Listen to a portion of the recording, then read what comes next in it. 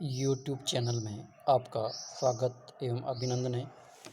आज इस वीडियो में वायु परिवहन के बारे में अध्ययन करेंगे। वायु परिवहन आज वर्तमान के समय में बहुत ही महत्वपूर्ण है, क्योंकि तीव्रगामी जो साधन के रूप में परिवहन के साधनों में वायु परिवहन का बहुत ही महत्वपूर्ण स्थान है, क्योंकि अल्प समय में ही वायु परिवहन द्वारा एक स्थान से दूसरे स्थान पर सेवाओं का आदान प्रदान यानी जो वस्तुओं और सेवाओं का किया जा सकता है। अतः वायु परिवहन द्रुतगामी और कम समय में और जो वस्तुओं और सेवाओं को पहुंचाने के साधन के रूप में वर्तमान में बहुत ही महत्वपूर्ण भूमिका निभा रहा है। तो अतः आज अपन देखेंगे वायु परिवहन के जो है विश्व स्तर पे तो वायु परिवहन क्या है और वायु परिवहन के जो प्रकार हैं उनमें जो अपन या वायु परिवहन को प्रभाव डालने वाले जो कारक हैं उन कारकों का भी अध्ययन करेंगे। तो सबसे पहले अपन देखेंगे वायु परिवहन। संसार में वायु मार्गों का विकास प्रथम विश्व युद्ध यानी 1914 से 1919 के बाद से ही हुआ है। 1926 में संयुक्त राज्य अमेरिका में व्यावसायिक तौर पर हवाई यात्री उड़ान व डाक सेवा प्रारंभ की गई थी। ये की गई थी कब? 1926 में, जबकि प्रथम विश्व युद्ध 1914 से 19 के बीच में इसका विकास हुआ था वायु मार्गों का। आज वायु परिवहन का बहुत महत्व है। वर्तमान युग को वायु युग भी कहा जा सकता है। वायु परिवहन के अनेक महत्वपूर्ण लाभ हैं। पहला जो लाभ है वो है वायुयान की गति अत्यधिक तीव्र होती है।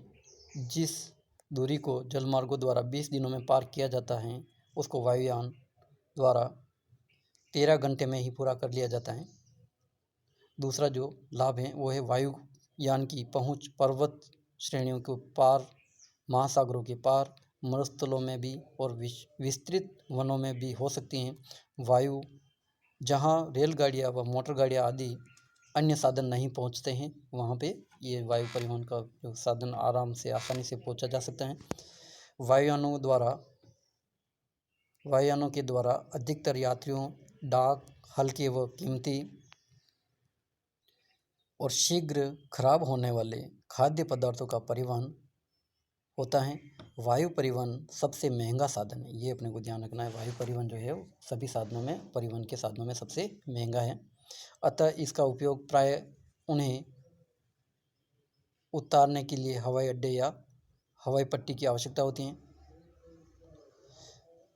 यद्यपि हेलीकॉप्टरों के लिए भी ऐसी किसी स्थल की आवश्यकता नहीं होती है। खराब मौसम में वायु परिवहन बाधित होता है और दुर्घटनाओं की संभावनाएं अधिक होती हैं। अब वायु परिवहन को प्रभाव डालने वाले जो कारक हैं, सुरक्षा की पहला जो है सुरक्षा। वायुयानों की उड़ानों के मार्ग बहुत सावधानीपूर्वक विचार करके यथासंभव वृहत व्रतों, ये ध्यान रखना अपने को, वृहत जो व्रत होते हैं यानी जो कम से कम दूरी दो स्थानों के बीच में होती है उसको वृहत व्रत कहते हैं ग्लोब के ऊपर, ठीक है, अनुसरण करते हुए निश्चित दिशाओं में निर्धारित किए जाते हैं।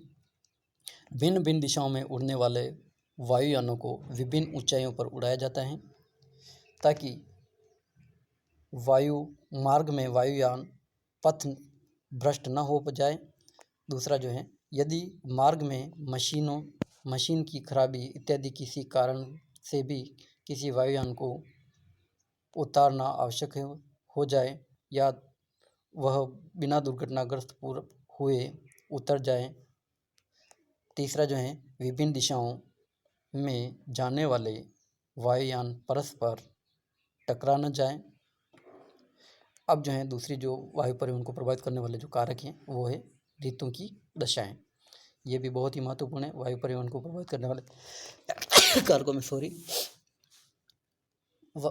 ऋतु की दिशाओं में जैसे वायुमंडलीय दशाओं का विशेष रूप से जैसे धुंध, कोहरे, हिमपात, तूफान, वर्षा का सबसे घना प्रभाव वायुयान के चलने पर होता है। पायलट को बड़ी भारी सावधानी बरतनी पड़ती है। हवाई अड्डों के ऋतु विशेषज्ञों आदि वैज्ञानिकों के द्वारा वायुमंडल संबंधी सूचनाएं प्रसारित होती रहती हैं। हवाई अड्डों के लिए ये ध्यान रखना है, ये भी प्रभावित करते हैं वायुयान परिवहन को। तीसरा जो है भौगोलिक दिशाएं। भौगोलिक दिशाएं वैसे जो है वायु परिवहन में ज़्यादा महत्व नहीं रखती हैं, फिर भी ये कुछ हद तक प्रभावित करती हैं। मार्ग में आने वाली पर्वत श्रेणियों की लांघने तथा दलदलों, सागरों आदि को ध्यान में रखकर वायु मार्ग निश्चित किए जाते हैं। चौथा है सुरक्षित स्थान।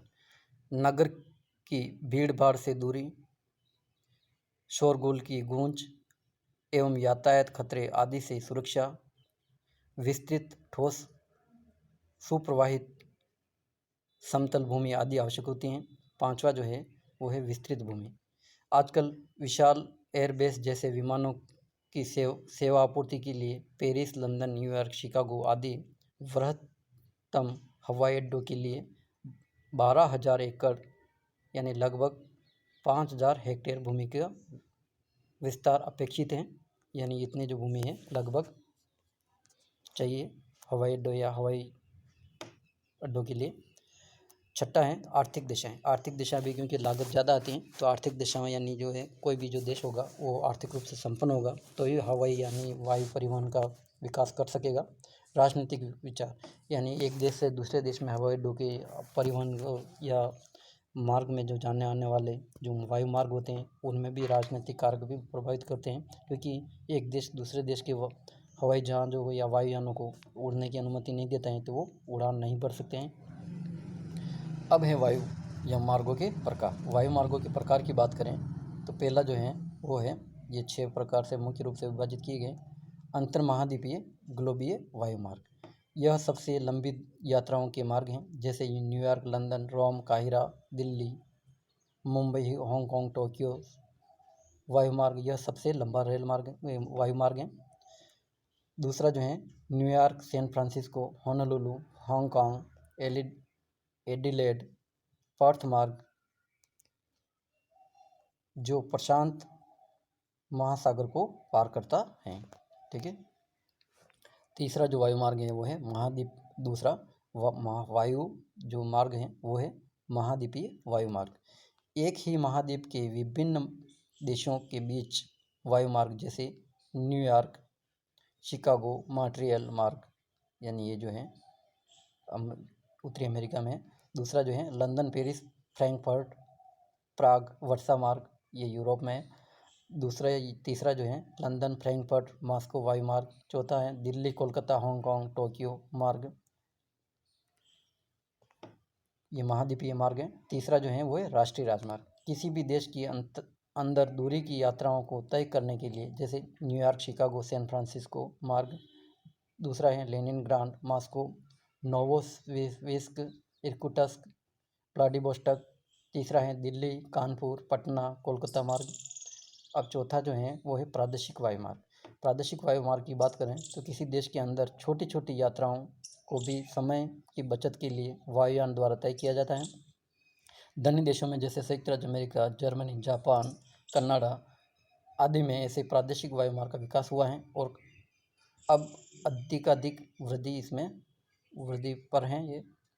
पांचवा जो है वो है स्थानीय वायु मार्ग, यानी स्थानीय वायु यात्राएं जैसे हेलीकॉप्टर द्वारा हुआ करती हैं।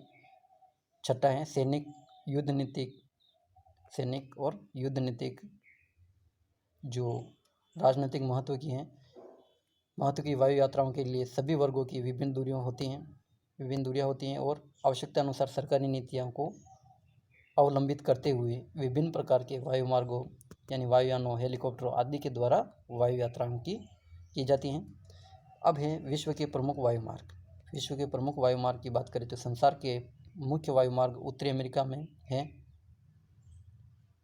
तथा संसार के विभिन्न देश विदेशों में वायु परिवहन होता रहता है। और वायु परिवहन मुख्य रूप से निम्नलिखित है। जो पहला है New York, London, Paris, Frankfurt, Rome, काहिरा, Beirut, Delhi, Kolkata, Rangoon, Singapore, Hong Kong, Shanghai और टोक्यो। दूसरा जो है वो है New York, London, Brussels, Munich, Zurich, Rome, काहिरा, कुवैत, कराची, मुंबई, सिंगापुर एवं पर्थ, मेलबर्न आदि। ये जो भी वायु मार्ग हैं उनको आप मैप में से अच्छे से एक स्थान से दूसरे स्थान का जो है आप मैप बना के देखोगे लाइन के द्वारा तो आपको अच्छे समझ में आएगा। बाकी ये आपको कहाँ से कहाँ जा रहे हैं तो ये आपको बिना मैप या ग्लोब्स के आपको समझ में नहीं आएगा। अच्छा, आप प्रयास करें और इन वायु मार्गों को बढ़ाने का भी प्रयास करें। तीसरा है न्यूयॉर्क, केप टाउन, सिडनी। चौथा है न्यूयॉर्क, सैंटियागो। चौथा है न्यूयॉर्क, पनामा, होनोलुलु, टोक्यो आदि। और छठा है लंदन, न्यूयॉर्क, मॉन्ट्रियल। सातवां है London, New York, Chicago, San Francisco. सातवां है London, New York, Chicago, San Francisco के बाद में आठवां है लंदन, पेरिस, रोम, काहिरा, मुंबई, सिंगापुर, ब्रिस्बेन, सिडनी आदि। ये जो वायु मार्ग हैं। नवा है लंदन, न्यूयॉर्क, पनामा, सैंटियागो। 10वां है लंदन, बोन, बर्लिन, मॉस्को। 11वां है पेरिस, बोन, मॉस्को। 12वां है San Francisco, Honolulu, Tokyo, Shanghai. 13वां है Moscow, Warsaw, Prague, Zurich, Paris, London. और 14वां जो वायु मार्ग है वो है मॉस्को, लंदन, मॉन्ट्रियल। और 15वां है Vancouver, Tokyo, Shanghai, Singapore, Darwin, Sydney. फिर है 16वां लंदन, नैरोबी, केप टाउन। और 17वां है मॉस्को, नोवोसिबिर्स्क और व्लादिवोस्टॉक। तो ये जो है प्रमुख रूप से ये उपयुक्त लंबे वायुमार्गों के अलावा सभी देशों में अपने अपने देश के अंदर समीपवर्ती देशों के अंदर बहुत से हवाई मार्ग हैं।